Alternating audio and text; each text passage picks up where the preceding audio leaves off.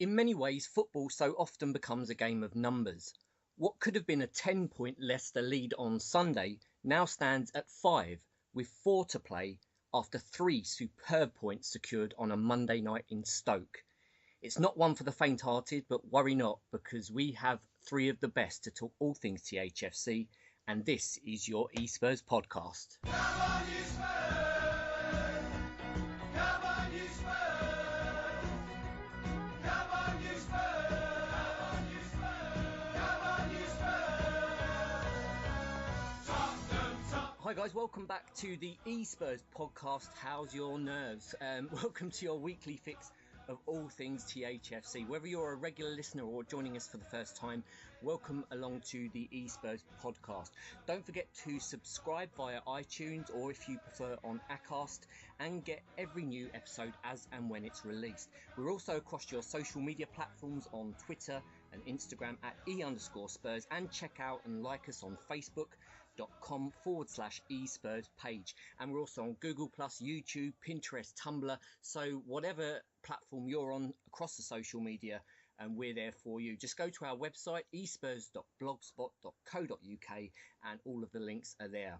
Tonight on the e-Spurs podcast, we'll review a weekend of sweaty palms, swearing at refs, statements made, and sitters missed. Dele Alli, you know who you are. I'll be putting your social media questions to the panel on all things THFC. And to finish, we'll preview our second Monday night game in a row, back at the Lane against West Brom. Before we talk all things Tottenham, just to let you know that due to us playing on Monday this week, the e-Spurs Talking Point, our new second weekly episode of the e-Spurs podcast will be out on Friday this week, not the usual Thursday. So don't forget to keep an eye open for that one on Friday, where we'll be discussing, amongst other things, your Spurs Player of the Year. So well worth a listen on iTunes and Acast. So to kick off the podcast tonight, let's introduce a team of Spurs fans you'll know very well by now, I'm sure. It's Jason, Ricky and Ian. How you doing, fellas? Very well, mate. Thanks, and you? Absolutely superb, Jace. Absolutely superb. Buzzing after that one. I'm sure Ricky's also. I am indeed. And Ian, how you doing, buddy? Yeah, I'm very well, thank you. Ian, seeing as we're with you at the moment, let's stay with you very quickly. I know you went to the game up at Stoke. And before the podcast, you was telling us about the voice that the Spurs fans were in up there, creating a great atmosphere. It sounded fantastic up there. It was absolutely phenomenal. I don't think I've heard an atmosphere like it for many a year. I was coming in the car, and we were parking down at the South Car Park, and my mate said, "What's that noise?" And I opened the window, and it was the Spurs fans singing from the bar area, and it was carrying to the car. And then we parked the car and we went back, and literally the place was buzzing, and it didn't stop buzzing until maybe 5 or 10 minutes after the game, when the players were coming out and warming down. But it was absolutely phenomenal, and hats off to the Spurs fans that went there and lost their voice like I did. It was absolutely brilliant. Well worth losing your voice for, though, Ian, I'm sure, and fantastic. Incredible, stunning, a statement, just some of the superlatives used to describe that win on Monday night. Jace, have I missed out any adjective there? Yeah, disappointing, I think, because it could have been 6 or 7, but we won't be too harsh. No, it was a stunning result. I think the thing that impressed me most was the start of the game, because you think, right, it's Stoke, Leicester have dropped points, there's no time for messing about.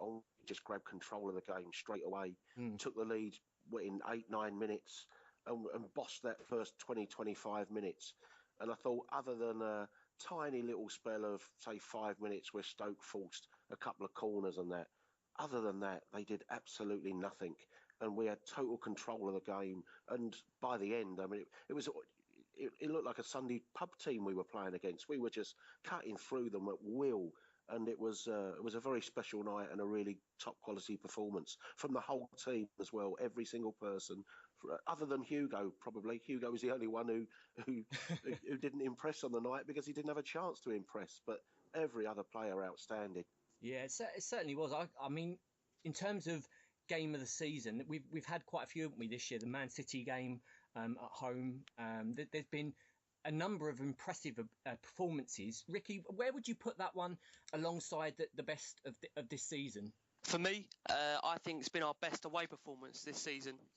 I mean, that is how you play on a cold, windy night up in Stoke. Again, I have to echo what the boys have said. Some of the football, I mean, at times, it's simply breathtaking. I'll be openly honest. I mean, I've got Arsenal and West Ham fans telling me, they're in awe of how we're playing, and that's coming from fans from the polar opposite side in terms of rivalry. And that's when you've got something so good. When you've got fans, I mean, like I say, rival fans saying, God, this Tottenham side, they know how to play. And I have to quote Ian Wright last night. He said, Spurs are frightening. And it really is. When you watch us play, push and run, the movement off the ball, on the ball, I just can't explain. You have to blink to believe it. Some of the football we're playing, I mean, the interchange with Ali, Lamela, Ericsson, Dyer breaking up the pay. I mean, he made Mbula last night. He was 32 million when Stoke brought 32 million, 28 million when he came on.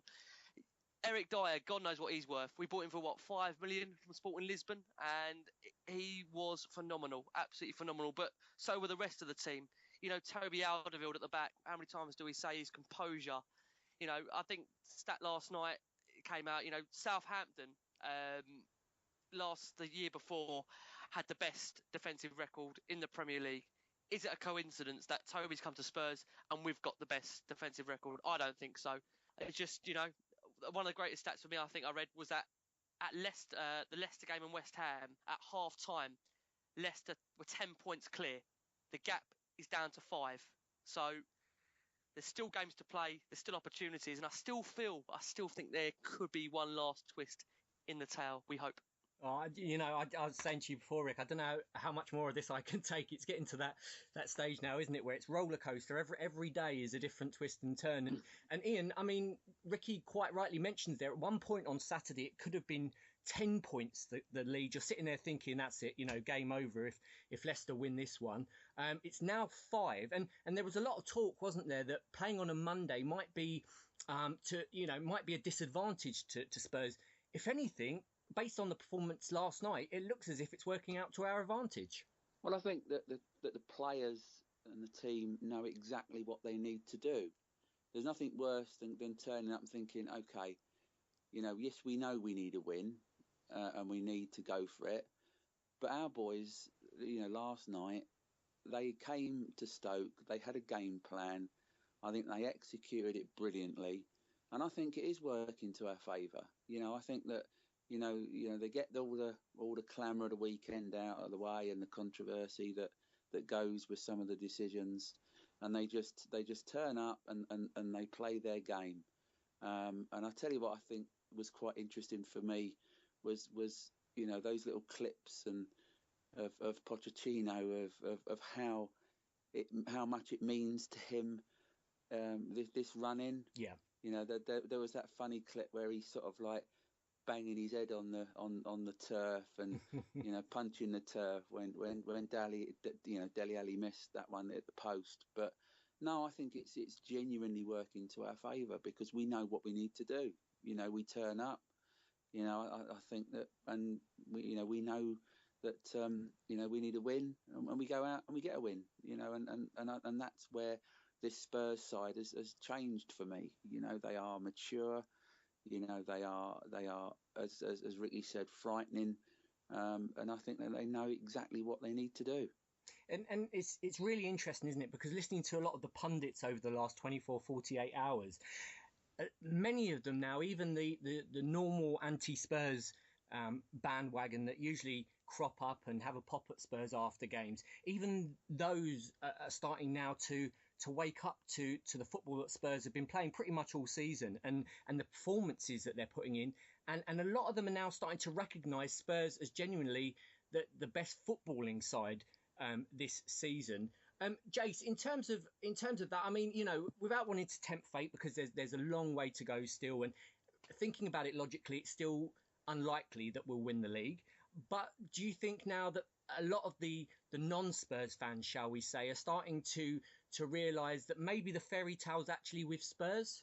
I think so. I mean, in fairness, we get a different feed from you. I mean, we get the same type of pictures from Sky, but we often get a different commentary team out here. And the presentation through the week, we don't see Super Sunday, we don't see the Jamie Carragher, we don't see Jamie Redknapp. So we have a totally different panel here. And I think, in fairness, the feed that we get here, they've been very pro Spurs all season. I've not heard any of the pundits, your Danny Mills and the Andy Townsends, and we had Jermaine Genius do the feed last night. They're full of praise for Tottenham and have been all year. And then I see the Carragher comments when I log onto the internet this morning, and how he said, it's now not just a case of Spurs have their best chance to do it, and it has to be this year, but he can now see it's something that's a lot more long-lasting, hopefully, than just this season. So I think also with pundits, if I take an objective view, I think you're always, as a club or as a supporter of a club, you pick up on when a pundit says something against you, but you kind of gloss over it when they speak something for you. And, we'll have it, won't we, where we'll say, Alan Smith is totally pro-Arsenal when he's doing a commentary, because you just pick up the negatives rather than the positives. But most of the people I've heard, when I listen to Football Weeklies and you get your panellists on there, and I listen to the Game or whatever other podcasts that the papers do, most of the year I think most people have been very complimentary about Tottenham. It's certainly starting to look that way, isn't it? More and more the websites, the pundits, the press and the media are starting to really reflect the way that Spurs fans feel about the team this season in terms of the quality that they're producing. We saw that in abundance on Monday. It was silky stuff, absolutely brilliant to watch. And Rick, in terms of our man up front, an interesting stat that I picked up today was that Spurs haven't lost in any of the last 25 games in which Harry Kane has scored across all competitions. He's now scored more goals this season than Aston Villa.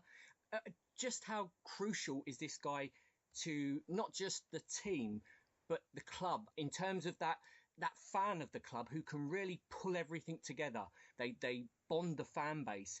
This guy is huge, isn't he, to Spurs as a club, not just the team? Yeah, no, I agree. I think he just embodies everything what Spurs are about, and the fact that he came through the academy, I mean, it makes it even more of a pull. The fact that, Spurs, the fans are so behind him, want to see him do well. They love the fact, I've just said he came through the academy. He worked so hard to get that place in the team, and when he stuck with it. We know he was a pivotal factor in, the Adebayor leaving the club. He single-handedly, if you like, pushed him out the door because of his work rate, because of his commitment in a Spurs shirt. We were at the period with Adebayor, not go too much on the past, where, we had to applaud him if he made a run. It was as ridiculous as that. And Kane now, when you watch Kane, he runs the channels every single game. Yeah. And like you've just said, the amount of games he's played this season, he still looks fresh. Yeah. And his finishes, what I love about Harry Kane is he's not a one-trick pony. So he can score all types of goals, headers, volleys. He covers so many different aspects of the game. And he reminds me, I think, me growing up, Alan Shearer. He looks like an Alan Shearer for me. Yeah. He can finish from any angle, great at penalties. He has got that way about him where him and Ali especially, the link-up play between them two, Ali knows exactly where Kane is going to be and vice versa. And Kane last night, he played a wonderful ball into Danny Rose, who nearly scored. Some of those things go unnoticed. Not only has he got the end product, Kane, he can also play the assist into another player to score. And I say about Ali, he's got the same link-up play with Eriksen. He is a pivotal factor to this Spurs side. And I think we all know this season that we've been lucky enough, touch wood, that he has stayed fit. And obviously we need him for these next 4 games.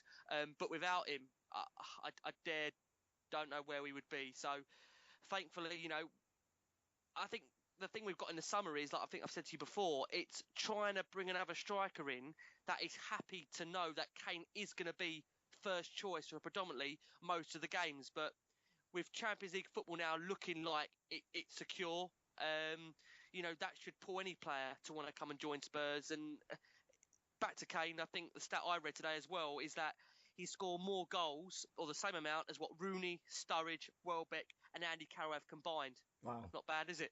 Not bad. No, not bad for a one-season wonder. One more thing, Anne, very quickly, just on your point you made there with Jace.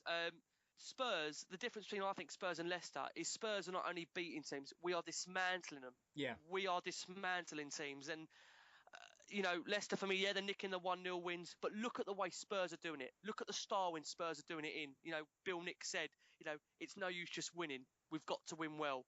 And the last two games, the Man United game and the Stoke game, I mean, what more could you ask for in terms of the performance levels? Yeah, absolutely. I mean, in terms of the football that Pochettino has got out of this team and the commitment that they put in and the team spirit is just, it's fantastic, isn't it? And I mean, what more can we say that we haven't already said about this team? It's absolutely incredible that the stuff that they're producing this season. It's great to see. Just going back to the defence, I want to ask Ian about Alderweireld.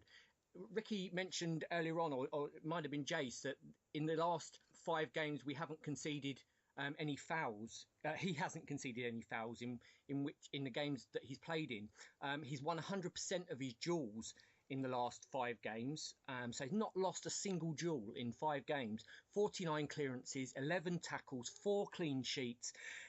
In terms of the Spurs defenders of the last, let's say, 20 or so years, I'm even going to put Ledley King in there, Ian, because I think Alderweireld is that good now.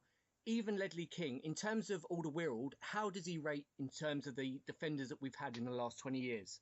I'd love to have seen him play next to Ledley. Yeah. But to answer your question, based on how football has evolved in that time, I think he's arguably the best central defensive player I've seen at Tottenham in my lifetime. Yeah, and I know I'm going to alienate a lot of your listeners with regards to Ledley King. I thought Ledley was brilliant. You know, I thought he sort of like breezed around the pitch, and he played at his own sort of pace, and he always seemed to be in the right place at the right time. Toby does that for me as well, but he does it in the current modern game. Yeah.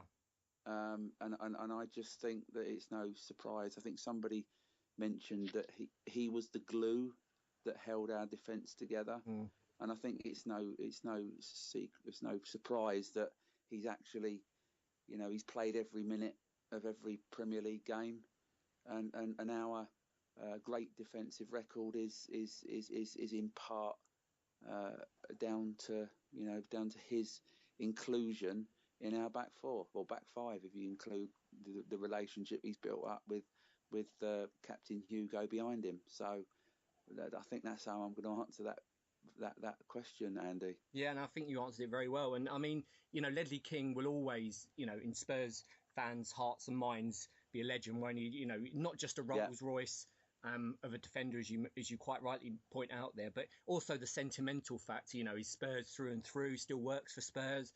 He'll always be at the, amongst the top in Spurs fans' mind. But Alderweireld has come in there as a non, Spur, if you like, and first season absolutely wiped the floor with every single defender in the Premier League. And I think you've hit the nail on the head, Andy, because it's not as if he's had, a good, or a long time to get acclimatised. Yeah.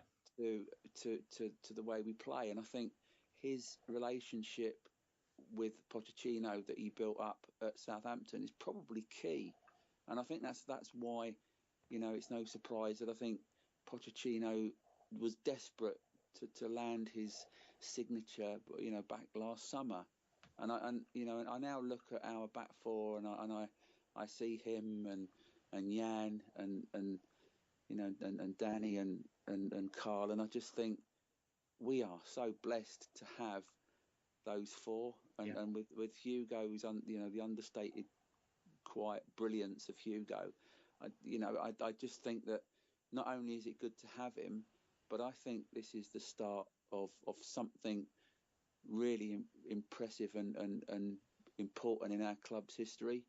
We were talking last night in the car, and we think where we are now is I think where Man United were in '92. Yeah. And I can just see, and I hope that we don't have the rug pulled from under us and we don't decide to sell all of our best players. But I just look at it and I think that, I think Ricky said it earlier on that, Leicester might be winning the league at the minute and they might be 5 points clear, but we have built a dynasty and I can see us taking that forward. And, to players like Toby Alderweireld, who it's an absolute travesty that he's not in that Player of the Year poll that's been run recently. Yeah, is key to our success, because success in a football club is built on a strong defence and a decent spine, and he helps provide both.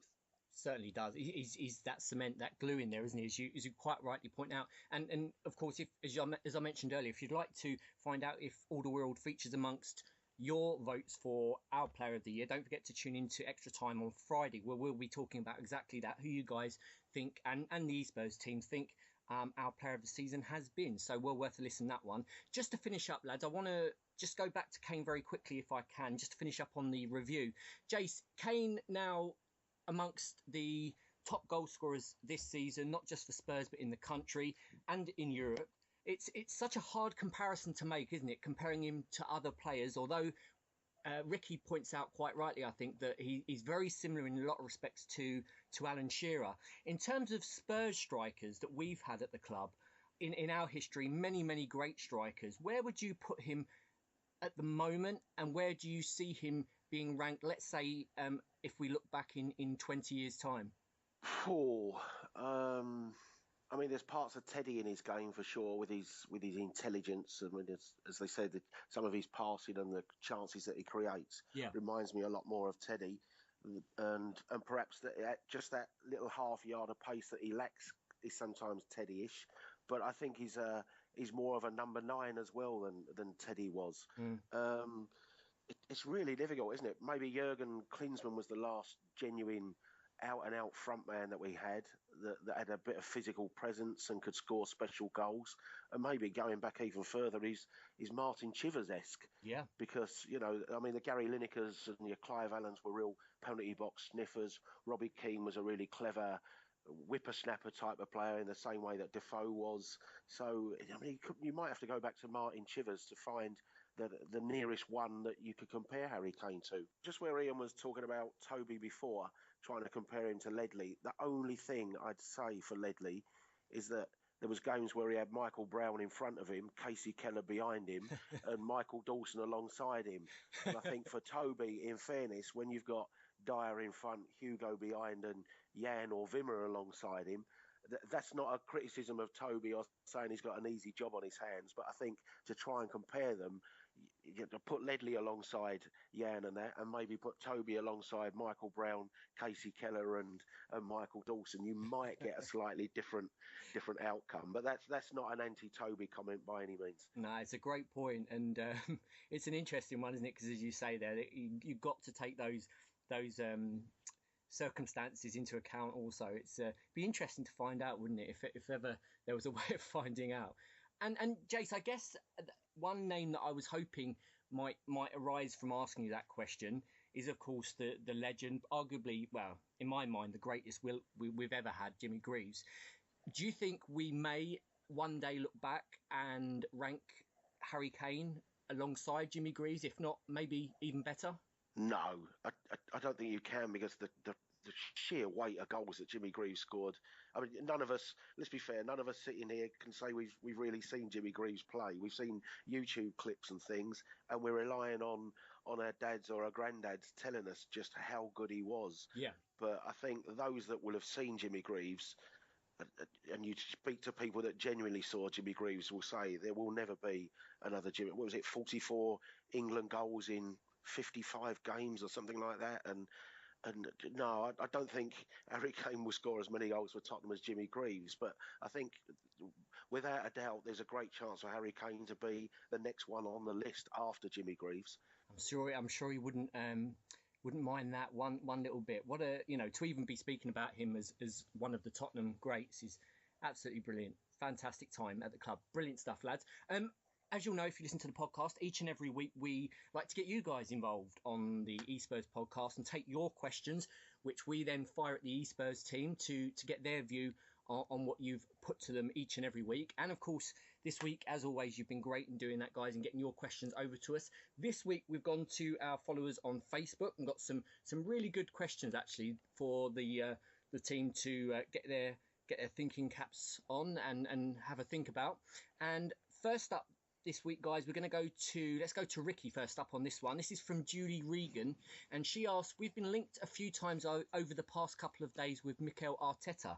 What do you make of this one? Where would he fit in if he came in?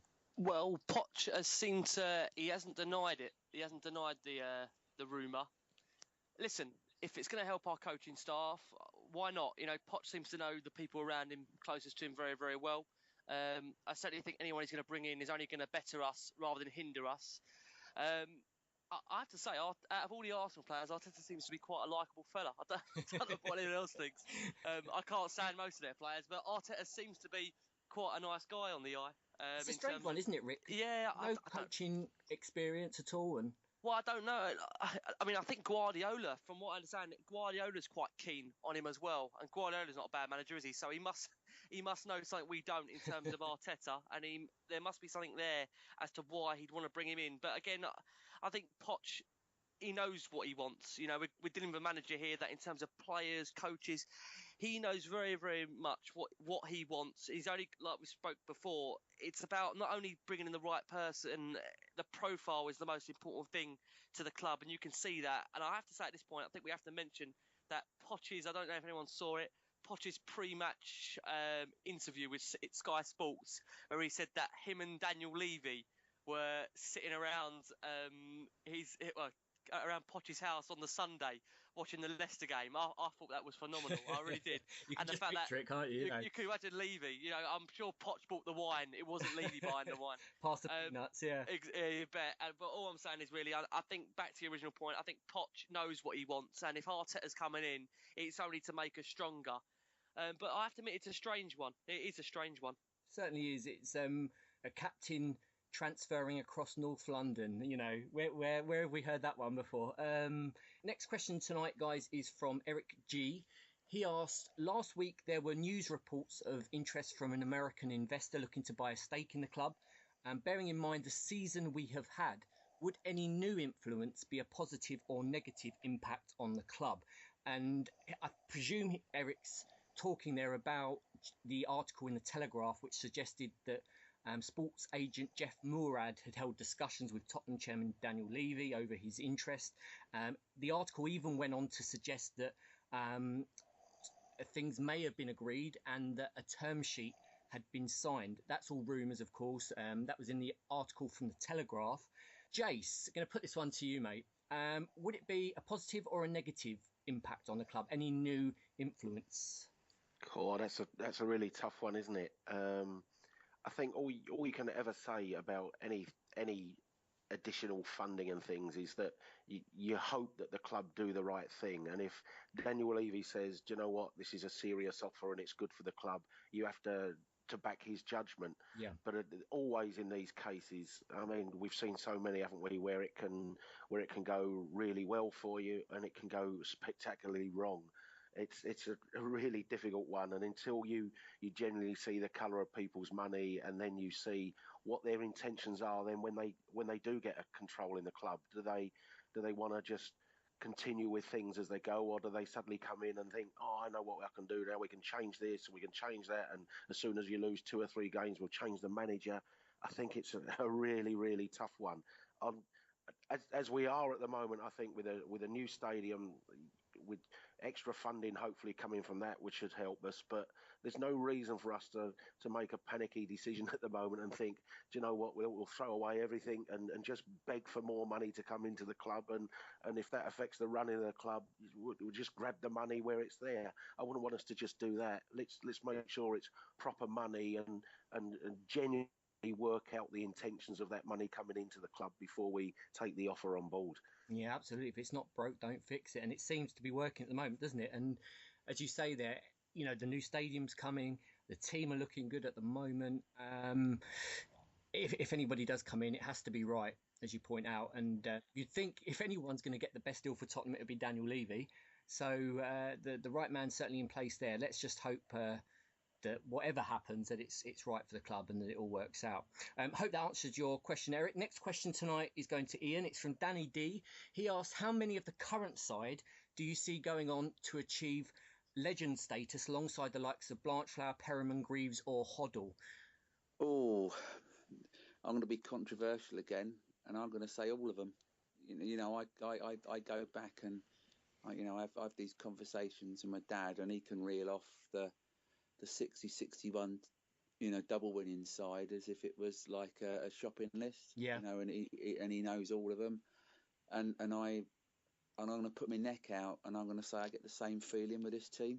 It's incredible, isn't it, Ian? Because the impact this side have had on the season. I mean, there are differences in that the double side won their first, I think it was 11 games in a row at the start of the season. So there was those aspects where people will say they just blew the opposition away.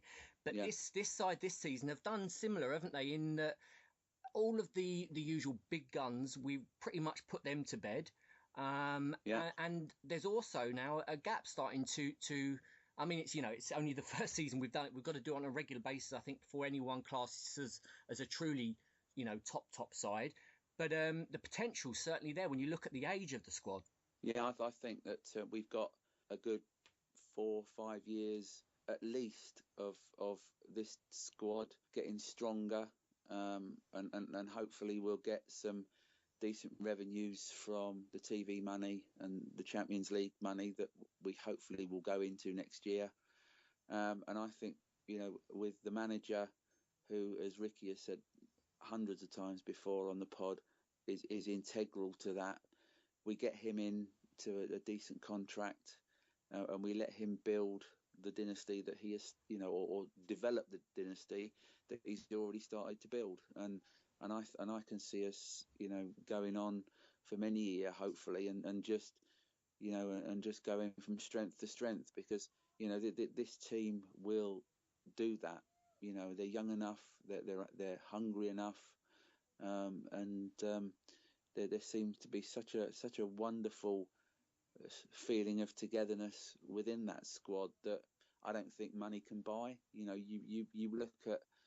look at what appears to be the feeling in the dressing room, and for all the money that the Chelseas and the Man Cities have, I don't think that they could buy any of that we've currently got. So I can see us going on from strength to strength as long as we keep those players and we keep the big sharks from circling. Yeah, and just, to mention a few names from the current crop, Lloris, we've mentioned on the podcast a few times, is in many of our minds already up there as arguably second only to Jennings. I mean, many Spurs fans already put Lloris as the best. But if he is second, it'll only be to Jennings. You've got the likes of Harry Kane, we've just spoken about as being potentially one of the Spurs greats one day. You've got Dele Alli in there who shows every sign that he could also be.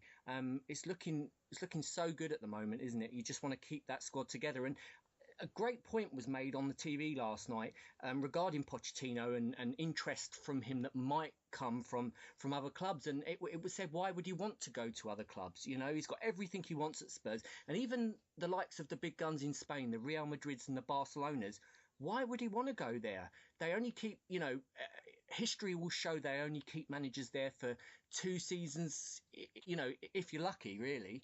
Why would he want to go into a job where he's going to lose his job in 2 or 3 years? Even the successful managers there end up leaving after a couple of years. So why would he want to do that when he's building the legacy that he is at Spurs? And Jay, could you see him leaving Spurs for any other club? No, I think the big thing with Pochettino is that he wants to do the whole project, doesn't he? He doesn't want to. You can't see him saying, "Do you know what? I'm fed up with young, hungry players, and I'm fed up developing players.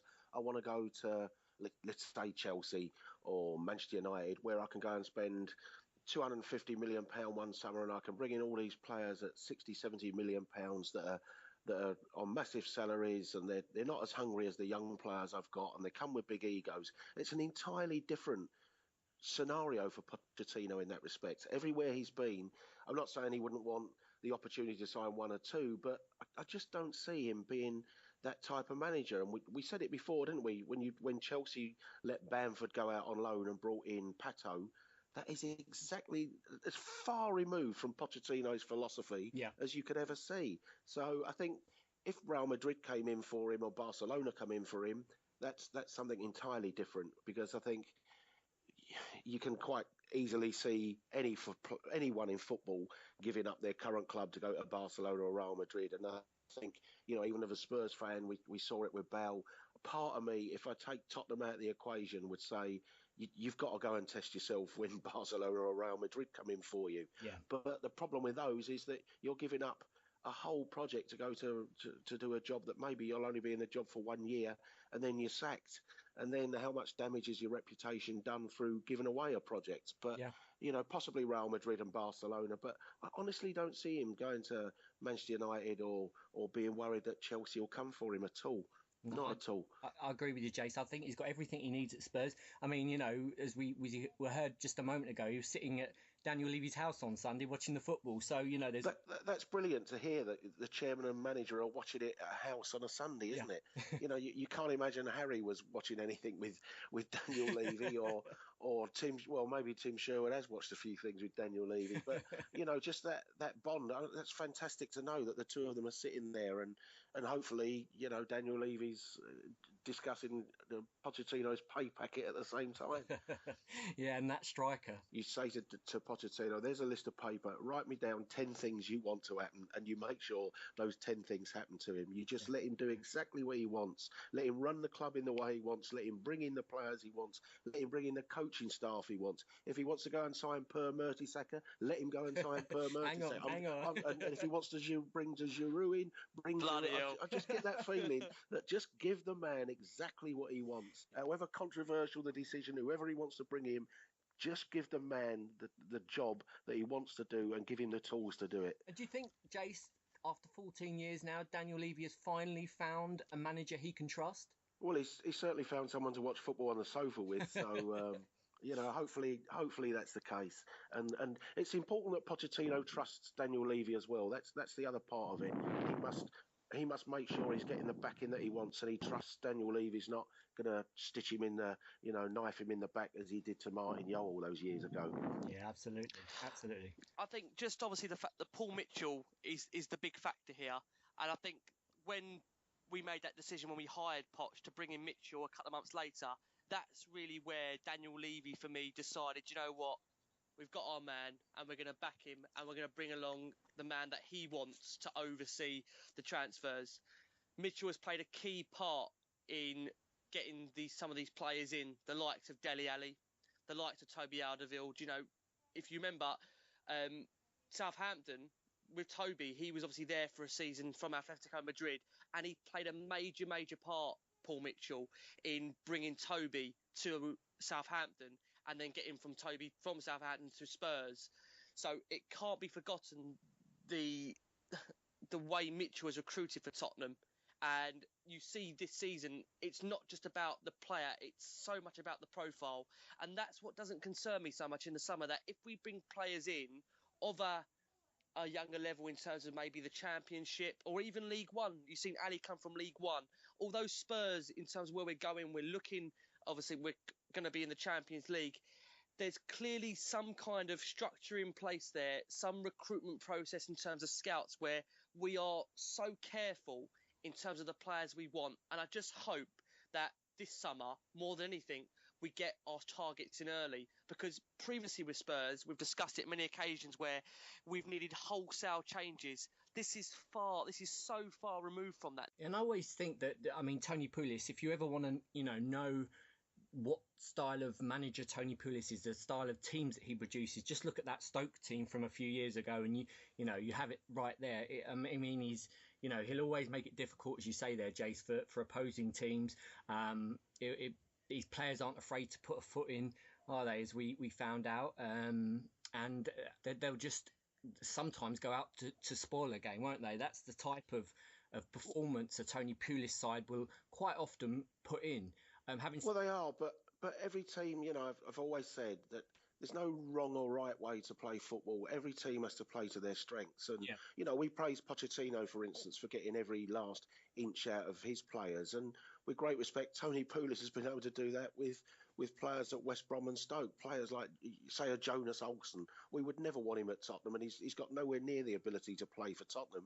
But he's made him into a rugged Premier League defender that's quite capable of, as you say, doing a spoiling job. And he's got every last piece out of Jonas Olsen, for instance. I think, you have to give him credit for that respect. It may not be the football that we'd want to watch, but it is effective. And the fact that Stoke and West Brom never really got into relegation trouble when he had them for the whole season, I think speaks volumes for the job that Tony Pulis is capable of doing. Yeah, spot on. He's in that respect. I mean, he's doing exactly what he gets paid for, isn't he? And yeah, absolutely. He's certainly working wonders for the teams that he's managing. And I mean, Ian, do you expect us to face, as we have done so many times this season, do you expect us to face a side that put everybody behind the ball, or a West Brom more likely, shall we say, to have a go?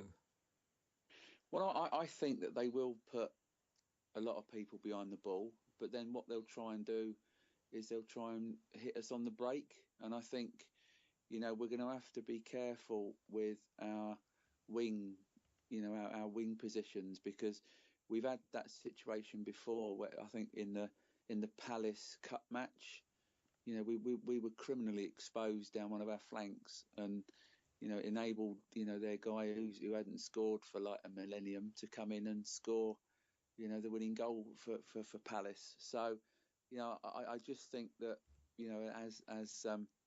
as Jace has said about, the getting the tactics right, we're going to have to get our tactics right to make sure that we don't get undone by what I think will happen. And as I said, they'll put 10 behind the ball, and then when they get the ball back, they'll break on us quickly because they've got the players in their squad that can do that.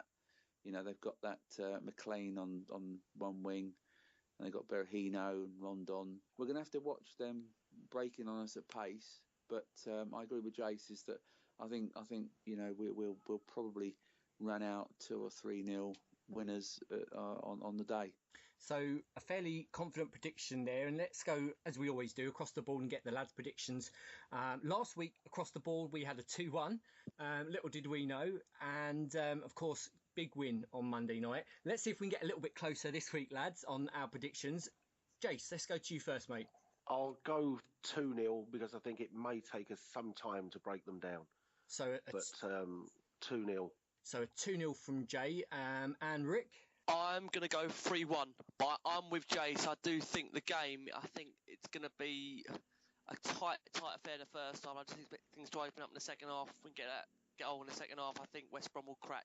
Yeah, and I really think, as one of you lads pointed out a moment ago, it's so important on Monday night, the crowd are that 12th man out there. It's going to be, they're going to need to almost, the term's often used, isn't it, with Leicester this season, but the crowd are almost going to, if it does get to that stage where Spurs need a goal as the game ticks on, the crowd are almost going to have to suck the ball into the net, aren't they? For Spurs with their support, it's going to be that kind of game, I think, where Spurs fans are so important on Monday night, and I'm sure they will be. It's a game under the lights at the Lane, and they don't come any better than that, and there's so much at stake. So it's fantastic. What a game to be at if you're going along. I think, the danger is that people see this as a definite gimme 3 points of the games we got left. Yeah. And, I look at Leicester, at West Brom, and they were the last team to go to Leicester before West Ham and get a result at Leicester. All right, it was a draw, but they got a result there. They went to Manchester City just a couple of weeks ago, took the lead early on, and had other chances to actually go to Manchester City and win the game. And when we look back at our season, I think we all think West Ham are probably the side that we lost control of that game. But West Brom away, if you remember rightly, we took an early lead with Dele Alli there. Yeah. And actually the second half, we almost lost control of that game, and we needed a couple of massive saves from Hugo from one of those bundle type of corners that West Brom chuck in the box late on. And that's probably the only other game where we lost control of the game for a fair part of it. So, it's not quite the gimme that everyone always thinks West Brom would be. No, absolutely, Jay. It's take nothing for granted in this game. And it's certainly going to be a tough game no matter what. And let's hope our boys come out on top again. And we shall see what arises for the rest of the season. I hope you're enjoying it out there, because my nerves are getting the better of me. I don't know how you guys are faring out there, but let us know on Twitter and Facebook if you're enjoying this roller coaster ride at @e_Spurs on Twitter and e-Spurs page, all one word, on Facebook. Don't forget, if you want to get in touch with any of the lads that you've heard on the podcast tonight, Jason, Ricky, Ian or John, who couldn't be with us tonight, get in touch with them. All of their Twitter handles are published when we advertise the podcast each and every week on the social media, so you can have your say direct to the guys from the e-Spurs podcast.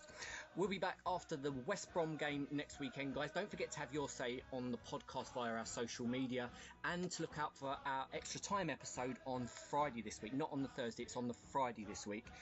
And get involved in the e-Spurs talking point, which this week, as you'll hear on Friday, is about our player of the season, so well worth a listen.